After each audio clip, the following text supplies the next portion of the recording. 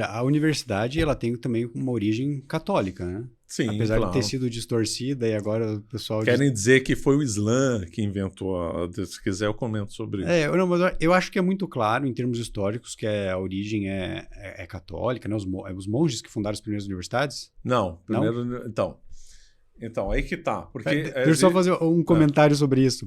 O Marcos Bueira, que a gente estava comentando, ele é um que, como eu gosto desses assuntos políticos atuais, pô, olha só as universidades, hoje não tem mais valor nenhum e tal. Daí ele tem esse apego à história e tal. Diz, não, mas veja bem, o conceito de universidade é muito boa. Ele não quer dar o braço a torcer que as universidades se corromperam. Ele fala, mas olha essa reitora dessa universidade aqui. Pá, é triste, né? Mas você corrompeu, né, professor? Agora corrompeu.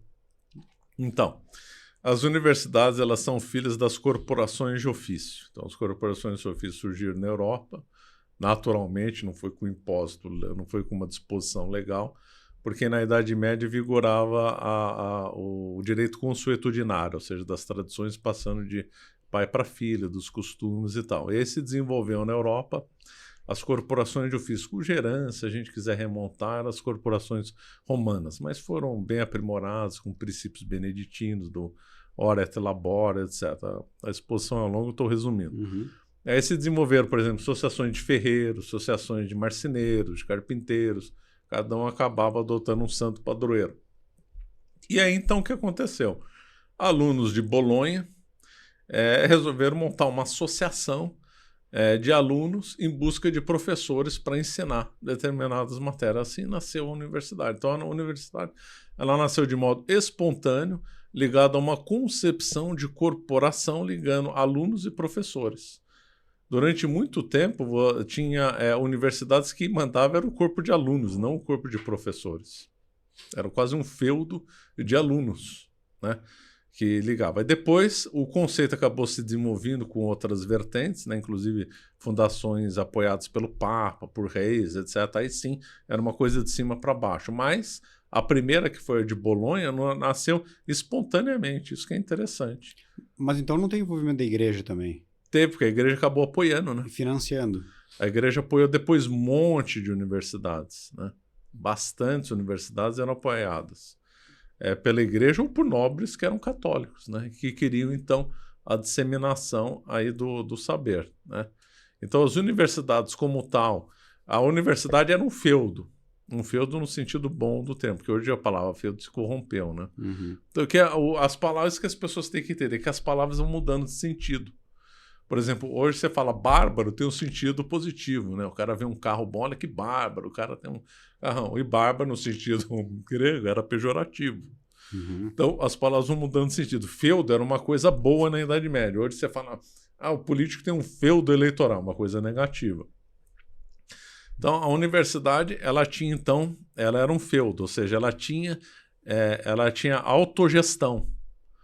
Então, o nobre local, às vezes, não podia interferir na universidade. Então, o conceito de universidade independente que os esquerdistas querem defender é um conceito medieval. Esses mesmos comunistas que atacam a Idade Média como exploradora, fascina, assassina, criminosa, eles defendem um direito medieval que é a independência das universidades. As universidades eram feudos, elas eram independentes, elas eram autogeridas. Elas tinham as próprias polícias e tal. Então, as punições dentro da universidade eram punidas dentro da universidade. O exemplo disso é que os alunos iam para a cadeia se cometessem determinados crimes, né? Então, havia celas dentro da universidade. Então, por exemplo, aluno destratou o professor, aluno envolveu em bebedeira e briga. Ele era preso e julgado dentro da universidade. A universidade tinha celas para os alunos. Eu cheguei a visitar celas na Europa de alunos, né? Então era assim que funcionava. Não era o poder da cidade ou do nobre que estava de fora. Não, as universidades elas eram autogeridas.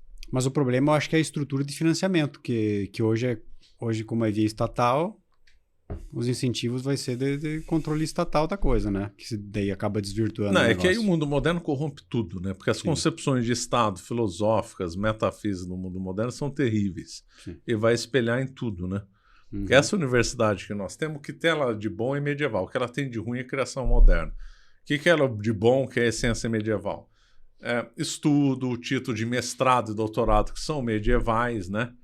Então, por exemplo, essas provas, por que surgiu o título de mestrado? O que é isso?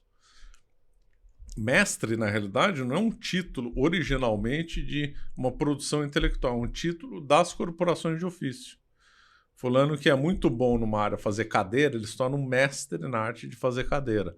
Aí ele pode ser dono de uma oficina. Tanto é que você tem na corporação de ofício mestre, oficial e aprendiz. O mestre não é qualquer um. Pronto, sou mestre em fazer sela para cavalo. Não pode. Você tem que fazer uma prova. Né? Na Idade Média tinha que fazer uma prova e se fez bem uma sela para cavalo. Pronto, aí você tem um título de mestre, tem direito a ter uma oficina.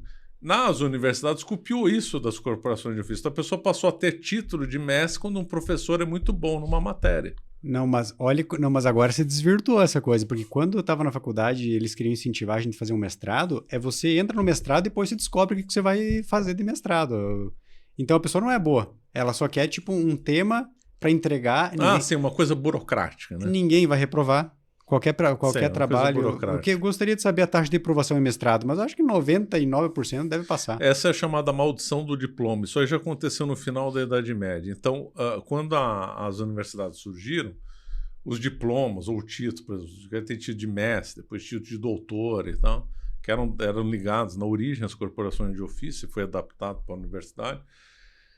Era só uma exteriorização do que você sabia ou do que você era. Ou seja, era uma coisa, no linguagem do direito, declaratória, ou seja, só faz uma declaração do que você já é. No final da Idade Média começaram os espertalhões, gente ligada à nobreza, gente aproveitador, e falou assim, eu vou entrar na universidade, pego lá um papel de diploma, pronto, sou bom. Passou a ser constitutiva.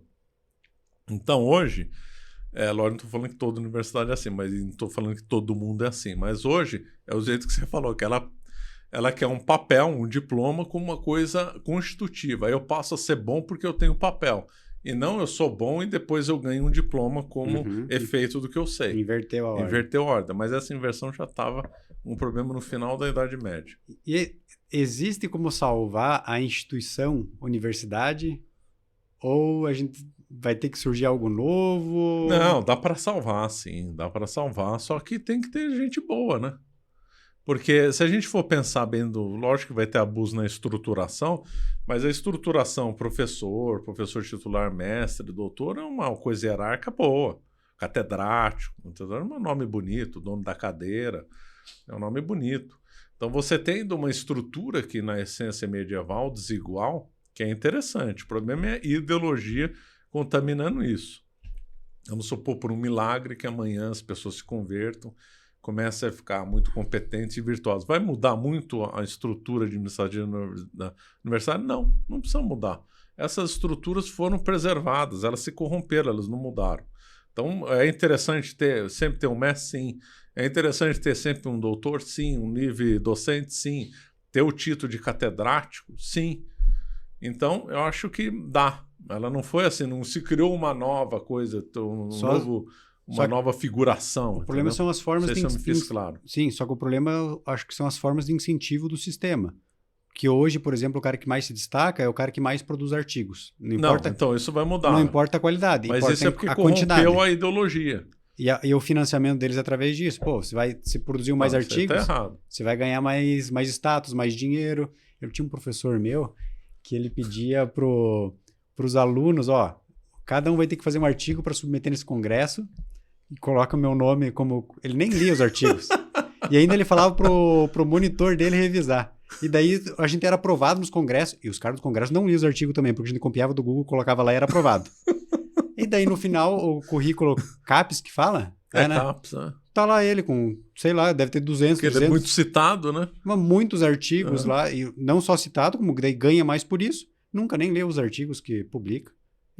Não, mas isso é um abuso, né? Agora, é certo a pessoa ter atividade intelectual para publicar artigo, lógico que é certo. Agora, o problema é o abuso do sistema, não o sistema em si mesmo. Mas eu acho que o nível que a gente está hoje no Brasil está todo corrompido. No Brasil, o que o Brasil tá bom, me diz?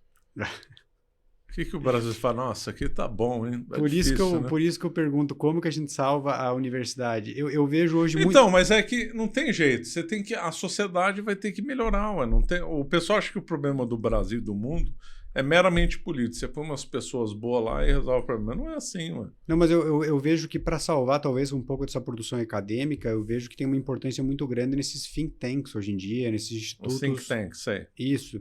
Que daí eu acho que eles... Mas o think tank tem que ser bom também, né? Porque se não for viciado ideologicamente, não adianta nada, né? Você vai trocar 6 por meia dúzia. Sim. Mas eu acho que é um modelo mais enxuto, assim, de promover estudo, busca pela verdade, incentivos. Enfim.